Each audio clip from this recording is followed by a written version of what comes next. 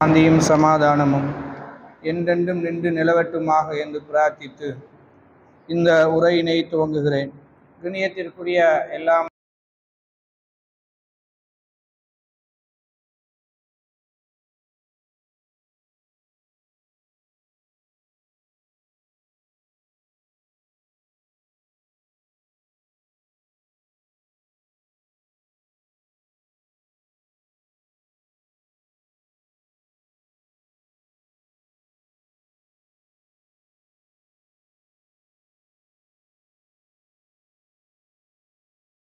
அடுத்த தலைப்பாக கொண்டுள்ளார்கள். மிக முக்கியமான தலைப்பு கூட. இந்த மனிதனை ஜின் இழந்தால் ஏனைய எல்லா படைப்புகளையும் விட ஒருபடி உயர்ந்த படைப்பாக மறைப்பாக நமக்கு சொல்லிக் கொடுக்கிறது. ஏன் இந்த உயர்ந்த படைப்பு என்றால் இந்த படைப்புகளுக்கு தான் சுய அதிகாரம் இருக்கிறது, சுதந்திரம் இருக்கிறது. இவர்களாக விரும்பி ஒன்றை ஏற்றுக்கொள்வதற்கும் இவர்களாக விரும்பி ஒன்றை மறுப்பதற்கும் சுய மதிப்பீடு என்ற சுதந்திரம் இவர்களுக்கு வழங்கப்பட்டிருக்கிறது. இந்த சுதந்திரம் என்பது வேறு எந்த படைப்புகளுக்குமே இல்லாத சுதந்திரம். இவ்வளவு பெரிய ஞானத்தை கொடுத்தது எதற்காக என்றால் அல்லாஹ் சொல்கிறான், வமா ஹலக்குல் ஜின்ன வல் இன்ஸ இல்லா லியஅபுதூன். மனித வர்க்கத்தையும் ஜின் வர்க்கத்தையும் என்னை வணங்குவதற்காகவே தவிர நான் படைக்கவில்லை. வமா உரீது மின்ஹும் மின் ரிஸ்க் வமா உரீது அன் யுத்இமூன். அவர்கள் எனக்கு வாழ்வாதாரம் வழங்க வேண்டும் என்று நான் விரும்பவும் இல்லை, அவர்கள் எனக்கு உணவளிக்க வேண்டும் என்றும் நான் விரும்பவில்லை. இன்னல்லாஹ ஹுவ ரஸ்ஸாகு ذுல் மத்தீன். அல்லாஹ்தான்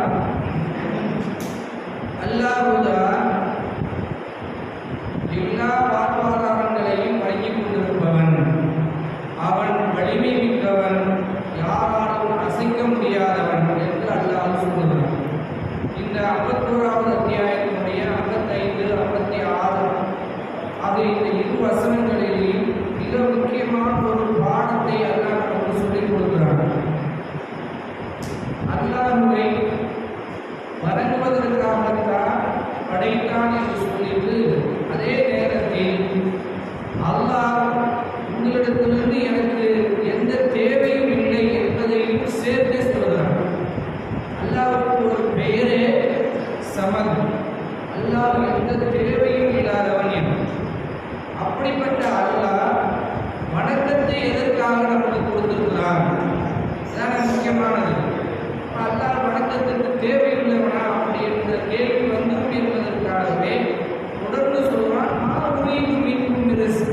உங்களிடத்திலிருந்து எந்த பொருளையும் நான் எதிர்பார்க்கல, நான் எந்த செயலையும் எதிர்பார்க்கல, அது எனக்கு தேவையும் இல்லை என்று அல்லாஹ் சொல்கிறான் என்றால், அப்ப அல்லாஹ்வை வணங்குவதற்குரிய காரியம் எதற்காக என்றால், அல்லாஹ்வை வணங்குவதற்குரிய காரியம் நமக்கு நாமே நன்மை செய்து கொள்வது.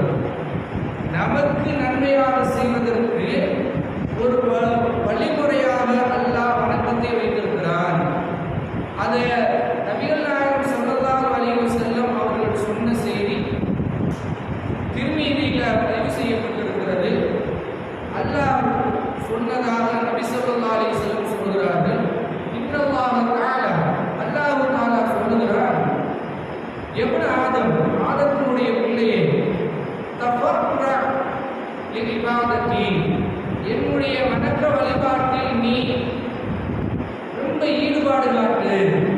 அப்படி ஈடுபாடு காட்டினா இம்லா ஸதுரக கினன், உன்னுடைய நெஞ்சத்தில் போதும் என்ற திருப்தியை நான் நிரப்புவேன்.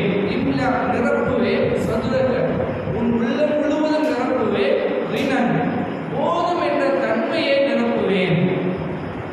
அதோட மட்டும் இல்ல, வஅசுது ஸதுரக ஃபக்ரக, உன்னுடைய உள்ளத்தில் வறுமையை நான் தடுப்பேன்.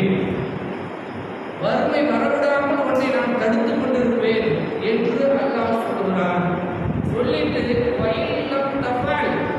நீ அப்படி வணங்கவில்லை என்றால் அதுக்கு என்ன? மலகத்து எதைக ஷுலன், உன்னுடைய 2 கரத்தையும் கஷ்டத்திலேயே உலர விடுவேன், நிரப்பிடுவேன். மலகத்து எதைக ஷுலன், உன்னுடைய 2 கரங்களையும் கஷ்டத்திலேயே நிரப்புவேன். வலம் அசுத்து ஃபக்ரக, உன்னுடைய வறுமையை நான் தடுக்க மாட்டேன். வறுமை வந்து கொண்டே இருக்கும் என்று அல்லாஹ் சொல்கிறார். ரொம்ப முக்கியமான 2 விஷயங்களை சொல்கிறார்கள் பெருமானார் ஸல்லல்லாஹு அலைஹி வஸல்லம். அல்லாஹ்வை வணங்கினால் ரினன் வரும். ரினன் என்பது செல்வம் அல்ல, செல்வத்திலிருந்து நமக்கு கிடைக்கிற பிரதிபலன். ஒரு செல்வம் கிடைத்தால் மகிழ்ச்சியும் நிம்மதியும் அதன் மூலமாக நமக்கு ஏற்படுகிற காரியங்களுடைய நிறைவேற்றுதலும் இருக்குமே, அதனுடைய முழு வடிவம் தான் ரினன். போதும் அப்படி என்ற மனநிலை. இங்க 1 ரூபா இருந்தாலும் 1 கோடி ரூபா இருந்தாலும் 2 கோடி ரூபா இருந்தாலும் எப்ப அந்த எண்ணம் வருதோ அப்பதான் நீங்க செல்வந்தர். இல்லைன்னு வைங்க, நீங்க வறுமைதான். நம்ம நினைக்கிற மாதிரி பட்டத்து இளவரசர் சவுதி மன்னராக இருந்தாலும் அவருக்கு போதுமென்ற மனம் இல்லாட்டி அவருக்கு வறுமைதான். அவருடைய பிள்ளை ஃபக்கர், அவர் எதிர்பார்த்த ஃபக்கீர். மாறாக செல்வந்தராக அவரை போதும் என்ற நிலைக்கு உருவாக்கிறேன். வறுமையை விடவே மாட்டேன், தடுப்பேன்றாங்க. அப்ப நமக்கு வறுமை வருதுன்னா எதனால? காரணம் தெரிஞ்சிருச்சா? வறுமை நமக்கு வருதுன்னா நாம நினைச்சிருக்கிறோம் நம்முடைய உழைப்பு பத்தல அப்படின்னு. நம்முடைய உழைப்புல ஒரு மண்ணாங்கட்டியும் கிடையாது. நம்முடைய நிலைமை அல்லாஹ்வுடைய இபாதத்தில் எங்கேயோ சோட போயிட்டு இருக்கிறோம்.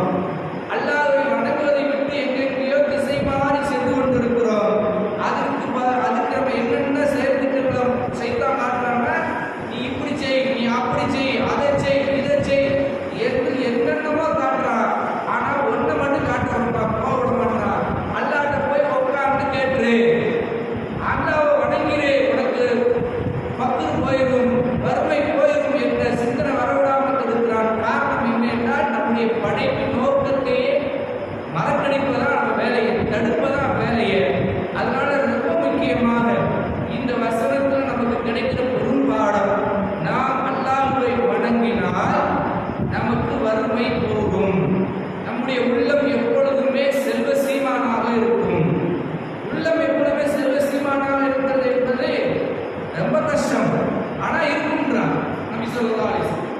அடுத்து இந்த வசனத்துக்கு விளக்கமாக நிறைய சஹாபாக்களும் இமாம்களும் நமக்கு சொல்லியிருக்கிறார்கள். அதுல ஒன்று என்ன என்றால், இல்லா லியாபுதூன், அவனை வணங்குவதற்காக, என்னை வணங்குவதற்காகவே தவிர நான் படைக்கவில்லை என்று சொன்னது. இது அல்லாஹ்வை தௌஹீது பற்றுவதற்காகவே தவிர படைக்கவில்லை என்பதை தான் அல்லாஹ் சொல்கிறான் என்று சஹாபாக்களும் லியாபுதுக்கு தௌஹீதின் அர்த்தம் கொடுக்கிறார்கள், சில இமாம்களும் கொடுக்கிறார்கள். அதில் குறிப்பாக இப்னு அப்பாஸ் ரலியல்லாஹு அவர்கள் சொல்கிறார்கள், அல்லாஹ் சொல்வது இல்லா லியுகிப்பு லிஇபாததி தப்பப்பகரன், விரும்பினாலும் விரும்பாவிட்டாலும் அவனுக்கு அடிமைத்தனத்தை வெளிப்படுத்துவதற்காகவே தவிர வேறு எதற்காகவும் படைக்கவில்லை.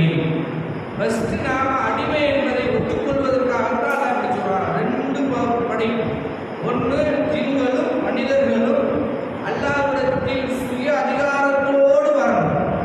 எப்படி மனம் விரும்பினாலும் விரும்பாவிட்டாலும் அவனுக்கு கொடுத்த சுதந்திரத்தை பயன்படுத்தி நீ வெறு, ஆனா அல்லாஹ்வுக்கு அடிமையா இருந்து நீ வெறு, நீ அல்லாஹ்வுக்கு அடிமையா இருந்த நிலையிலே வணங்கிக்கிட்டு வெறு. மாறாக விரும்பி செய், ஆனா உனக்கு கொடுத்த அந்த சுய அதிகாரத்தை அல்லாஹ்வுக்கு அடமான வை, சுருக்கமா சொல்லணும் என்பதுதான் இந்த வசனம் சொல்லுகிறது என்று இப்னு அப்பாஸ் சொல்றாங்க. அலி இப்னு அபீ தாலிப் ரலியல்லாஹு அன்ஹு இன்னும் ஒரு படி மேலே போய் இந்த வசனத்தை சொல்கிறார்கள். இந்த வசனம் இல்லா லஆமுரஹும் பில் இபாதத்தி, அல்லாஹ்வை வணங்குமாறு இவை ஏவுகிறது. அதோட மட்டும் இல்ல, வதுவும் இபாதத்தி, வணங்குமாறு அழைப்பை கொடுப்பதற்கும் இந்த வசனம் ஏவுகிறது என்று சொல்ற. 2 பணியும் செய்கிறது. ஒவ்வொரு மனிதனும், மனித வர்க்கமும்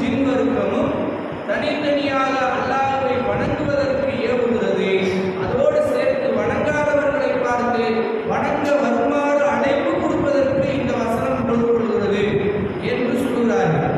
இதுல அதுக்கு அடுத்து இல்மு பாருங்க. அடுத்து கல்வி ரஹ்மத்துல்லாஹி அலைஹி அவர்கள் இதுக்கு ஒரு விளக்கம் சொல்றாங்க பாருங்க. அது உண்மையான விளக்கம். இந்த வசனம் முழுக்க முழுக்க அல்லாஹ் ரப்பல் ஆலமீன் என்ன சொல்ல வருகிறான் என்பதை அவர்கள் சொல்கிறார்கள். முதலாவது அவர்கள் அல்லாஹ்வுக்கு ஓர்மைப்படுத்த வேண்டும் என்பதுதான் இதன் பொருள். இல்லா லியஅபுதூன் என்பது அவனை அவர்கள் ஓர்மைப்படுத்த வேண்டும் என்பதுதான் பொருள். முஃமின் அவனை துன்பத்திலேயும் இன்பத்திலேயும் ஓர்மைப்படுத்துவார். நல்ல திருப்பி கேளுங்க. முஃமின் அல்லாஹ்வை துன்பத்திலேயும் இன்பத்திலேயும் ஓர்மைப்படுத்துவார். அப்படின்னா நல்லது நடந்தாலும் அல்ஹம்துலில்லாஹ், கெட்டது நடந்தாலும் அல்ஹம்துலில்லாஹ், புகழ் அனைத்தும் அல்லாஹ்வுக்கு. அதை எப்படி சொல்லுவார்?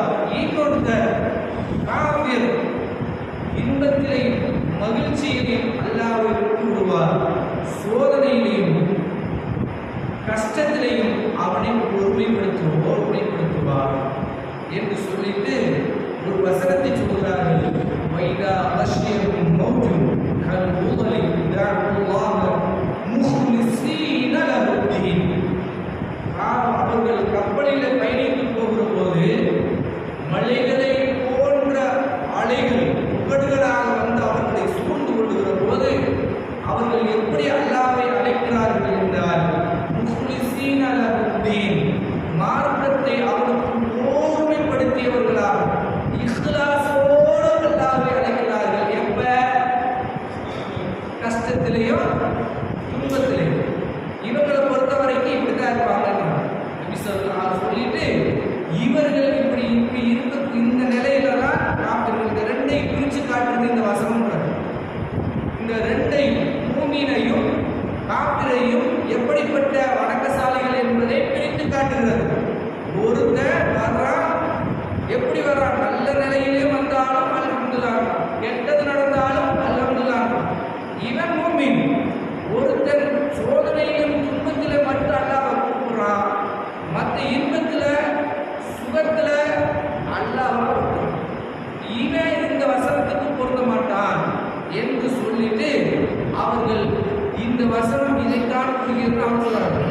இதில் புகாரி ரஹ்மத்துல்லாஹ் அவர்கள் இன்னும் ஒருபடி மேலே போய் விளக்கம் சொல்கிற போது இல்லாலி யாபுதூனுக்கு மட்டும்தான் அவர்களுடைய கருத்தை பாருங்க. இல்லாலி யாபுதூனுக்கு இமாம் புகாரி அவர்கள் தங்களுடைய புகாரியிலேயே சஹீஹ் புகாரியிலே கூறுகிறார்கள். மா ஹலக்து அஹ்லு ஸஹாதத்தி இலா அஹ்லில் ஃபரீகைனி இல்லா லியுவஹிதூன்.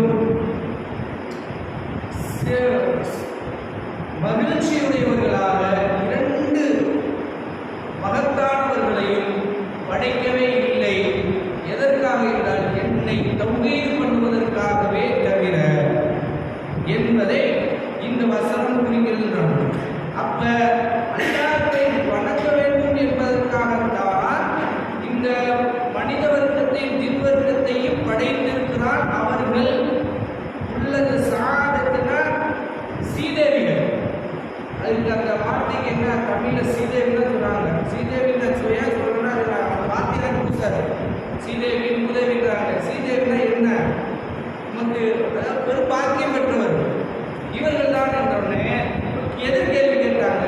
அப்படின்னா வணங்காம இருக்கிறாங்களே அவங்கெல்லாம் இதுக்காகத்தான் எல்லாம் படைச்சிட்டா அப்படின்னா ஏன் வணங்காம இருக்கிறாங்க? அவங்க வணங்காம இருக்கிறவர்களுக்கு என்ன பிரச்சனை அப்படி என்பதற்கு விளக்கம் சொல்கிறார்கள். இங்குதான் அல்லாஹ் மனித வர்க்கத்தையும் ஜின் வர்க்கத்தையும் தன்னுடைய மேன்மையை வெளிப்படுத்தும் விதமாக சொல்கிறான். உலகத்தில் படைக்கப்பட்டிருக்கக்கூடிய எல்லாமே அல்லாஹ்வை விரும்பாமலோ அல்ல, எல்லாம் விரும்பியே அல்லாஹ்வை வணங்குகின்றன, மனித ஜின் இனத்தை தவிர. மனித இனத்தில் ரெண்டு பிரிவினர்கள் இருக்கிறார்கள். அல்லாஹ்வை வணங்குபவர்களும் இருக்கிறார்கள், அல்லாஹ்வை வணங்காதவர்களும் இருக்கிறார்கள். ஜின் வர்க்கத்தில் அல்லாஹ்வை வணங்குபவர்களும் இருக்கிறார்கள், அல்லாஹ்வை வணங்காதவர்களும் இருக்கிறார்கள். அல்லாஹ்வை வணங்குவதும் அல்லாஹ்வை வணங்காமல் இருப்பதும் அவர்களுக்கு கொடுத்த சுதந்திரம்.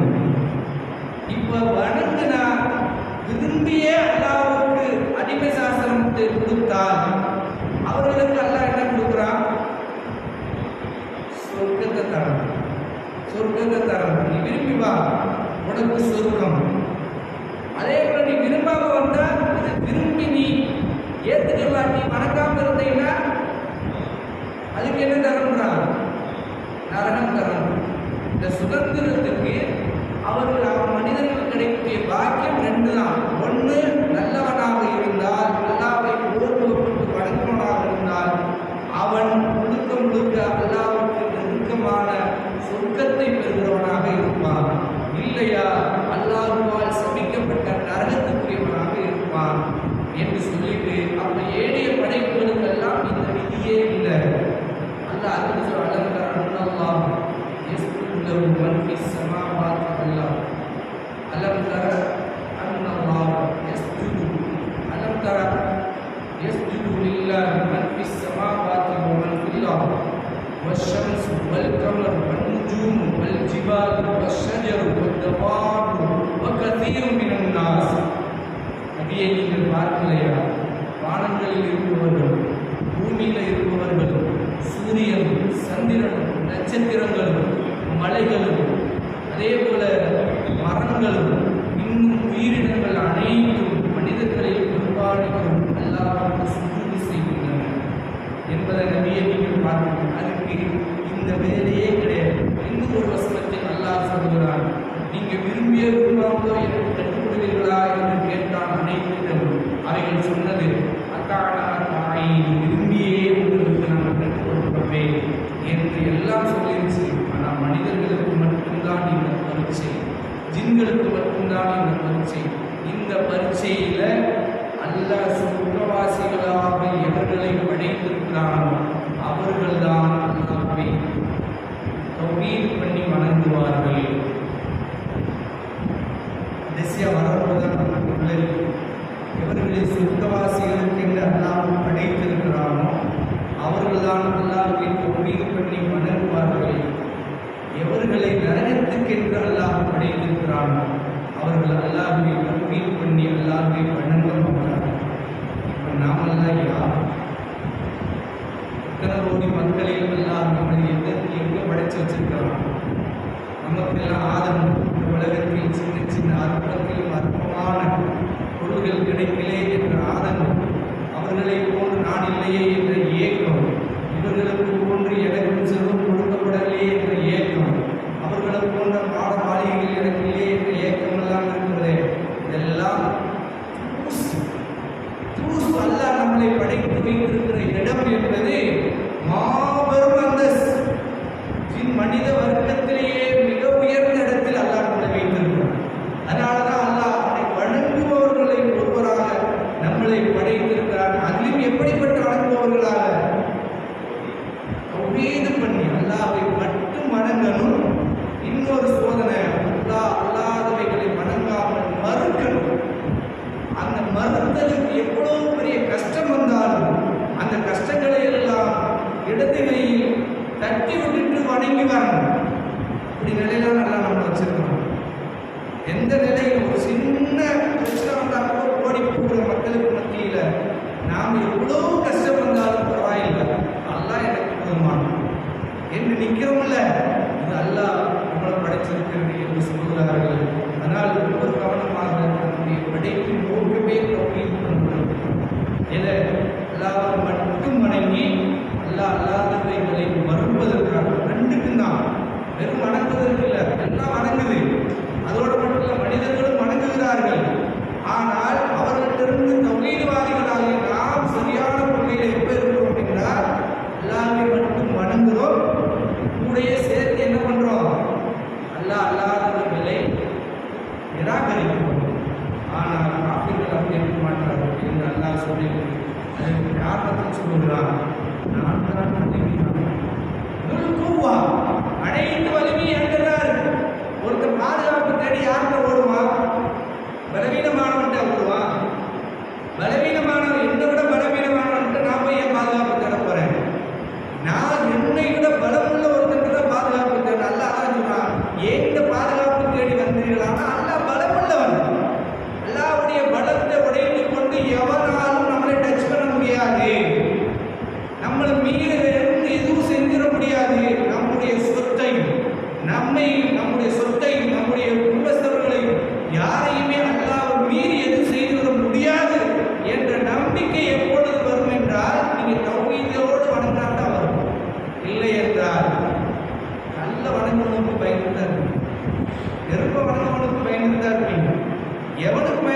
ஏன் பிலால் ரலியல்லாஹு அவர்களுக்கு அவ்வளவு பெரிய துணிச்சல்? அடிமை அவரு. நீ பிலால் ரலியல்லாஹுடைய அந்த சிந்தனையை வக்காரப்படுத்தீங்கன்னா மேலோட்டமா இல்லை. அவர் தௌஹீதுல நின்றார். வாஹீத், அது பாருங்க அந்த காலத்துல அவர் சொன்ன வார்த்தை அஹத். அஹத்னா எப்படி சொன்னாரு? அல்லாஹ் அல்லாஹ்னு அல்லாஹ்வுடைய ஒரு பேர் தான் தௌஹீத். ஆனா தௌஹீத் அவன் புரிஞ்சிருக்காம அஹத்னு சொன்னது அல்லாஹ் மட்டும் சொல்லல. அல்லாஹ் அல்லாஹ் இதெல்லாம் கடவுளே இல்லடா, ஒரு நாட்டு உஸ்ஸா மனாத்து இதெல்லாம் குப்பையில போறாங்க. அதனாலதான் அடிச்சான், அதனாலதான் அவர் நிர்வாணமாக்குனான், அதனாலதான் அவர் சங்கையால கட்டி இழுத்தான். ஆனால் சார் அவர் நின்றார். நின்று ஏன் நின்றார்னா அந்த வாக்கியத்தை புரிந்தார். அவர் அல்லாஹ் என்ன மனிதர்களையே அடிமையா படைச்சிருந்தாலும் இப்ப எனக்கு சோதனையை அல்லாஹ்வுக்கு நான் அடிமையா இருக்கிறான் இல்லை இந்த ஏழைவர்களுக்கு அடிமையா இருக்கிறான். அவர் அச்சுறுத்தவே முடியல, கடைசி வரைக்கும் அச்சுறுத்த முடியல. எல்லா உடலெல்லாம் காயங்களானால அச்சுறுத்த முடியல. ஆனால் நமக்கு தௌஹீத் இல்லாதனாலதான் எதை கண்டாலும் பயம், அச்சம் அச்சம். முஸ்லிம்கள் மாதிரி இன்னைக்கு கோழைகள் யாரும் இல்லாத இந்த எண்ணம் வந்த காரணமே தௌஹீதில் போட்டப்பட்டோம். இதுக்காகத்தான் அல்லாஹ் நம்மை படைத்திருக்கிறான் என்பதை நம்பும். அது குறிப்பாக தௌஹீத்வாதிகளாக வைத்திருப்பது அல்லாஹ் படைத்திருப்பது உச்சபட்ச நியாமத், ரஹ்மத், ஃபضل எல்லாம் சேர்த்து அல்லாஹ் என்னென்ன வார்த்தைகளை பயன்படுத்துகிற வார்த்தையும் நமக்கு பொருந்தும். ஆனால் இதை சொல்லிட்டு கடைசியாக இமாம் அவர்கள் வசனத்தோடு முடிக்கிறார்கள். யா அய்யுஹன் நாஸ், மனிதர்களே, உஅ்புது ரப்பக்கும் அல்லதீ خلقكم والذين من قبلكم لعلكم تتقون الذي جعل لكم الأرض فراشا والسماء بناء وأنزل من السماء ماء وأخرج به من الثمرات رزقا لكم فلا تجعلوا لله أندادا إن كنتم تعلمون.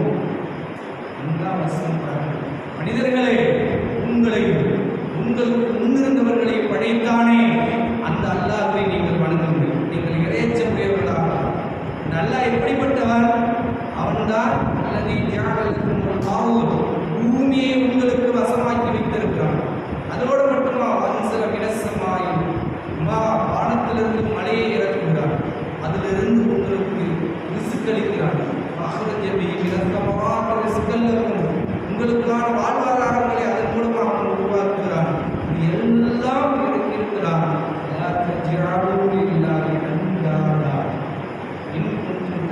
நீங்கள் அறிந்து கொண்டே எல்லாம் கற்பனை தெய்வங்களை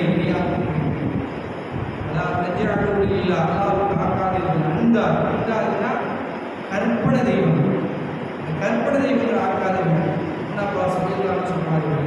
இந்த வசனத்துக்கு விளக்கமாக அல்லாஹ்வுடைய ஒட்டுமொத்த சாராம்சத்தை இந்த வசனத்தில் அல்லாஹ் முடித்து விட்டான் என்று சொல்கிறார்கள். அதனால் அறிந்து கொண்டுதான் இவர்கள் இணை வைக்கிறார்கள். அந்த அறிவு அவருடைய உள்ளத்துக்கு தெரியும், அவருடைய ஆதாரங்களுக்கும் தெரியும், அவர்களுடைய அறிவுக்கும் தெரியும். எல்லாம் தெரிந்தும் அவர்கள் கற்பனை தெய்வங்களை வழங்கிக் கொண்டிருக்கிற நிலையில் அல்லாஹ் நம்மளை வணங்குவதற்கு உரிமை கொடுத்து வழங்குகிறார். நாம் தெளிவாக நாம் படைத்தது, நம்மை படைத்தது, நாம் உணவு உண்ணுவது, நாம் தண்ணீர் அருந்துவது, நாம் தூங்குவது, நாம் வாழ்வது, நாம் படிப்பது, நாம் மரணிப்பது, நாம் மீண்டும் மறுமையில் எழுப்பப்படுவது, எழுப்பப்பட்டதற்கு பின்னால் அல்லாஹ்வின் முன்னால் நிற்பதற்கு போவது, அந்த நிற்கப் போகிற நேரத்தில் அல்லாஹ்வுடைய திருப்தியை பெறுவதற்காகத்தான் படைக்கப்பட்டிருக்கிறோம். அந்த படைப்பு உணர்ந்து அல்லாஹ்விடத்தில் கேட்கிறீர்களா? உன்னை திருப்தியோடு சிந்திக்கிற மக்களாக உலகத்தில் இந்த பாக்கியத்தை பெற்றவர்கள் தான் சஹாபா. எல்லாம் சொல்லிட்டான். அவர்களை நான் பொருந்தி கொண்டு திருப்திப்பட்டுக் கொண்டேன் என்றார். நமக்கு அந்த வார்த்தை இல்லை. அல்லாஹ் நம்மை நோக்கி இழுக்கிறார். நாமும் அந்த பாதையிலே பயணிப்போம். அல்லாஹ்வுக்கு திருப்தி பெறுகிற காரியங்களை செய்து அல்லாஹ் திருப்தியை பெறுவதற்கு செய்வார்.